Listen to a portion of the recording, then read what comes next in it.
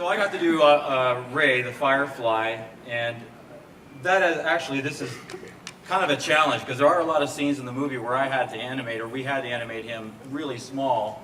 But obviously you can't draw him that small, so you have to draw him big, and then through the lovely thing of the computer, we can shrink him down. But I'll just take you through sort of my construction of Ray. And the one thing with him is that, unlike Randy and Bruce's character, he isn't very handsome. And yes, I did look in the mirror.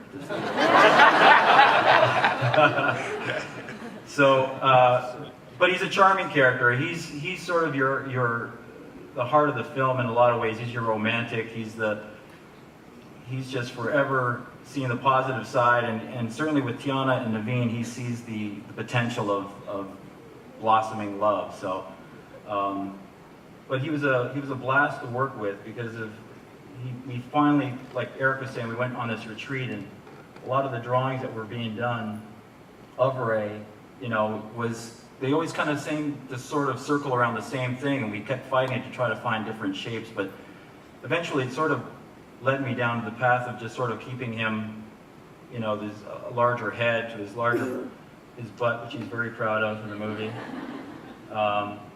and just sort of keeping him sort of a very happy-looking guy, even though he's been through a lot as far as getting pretty beaten up in the bayou, but he is by far just something that I think of all the characters that I've had a chance to work on, he was a lot of fun. It was just a lot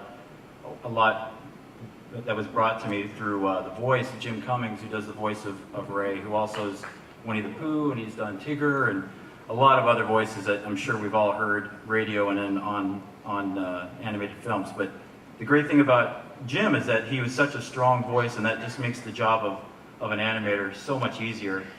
And he really gave me a lot of great stuff to work with, and I wish he could draw a little bit better than I'm doing right now. But that's Ray and his beloved Evangeline up in the sky.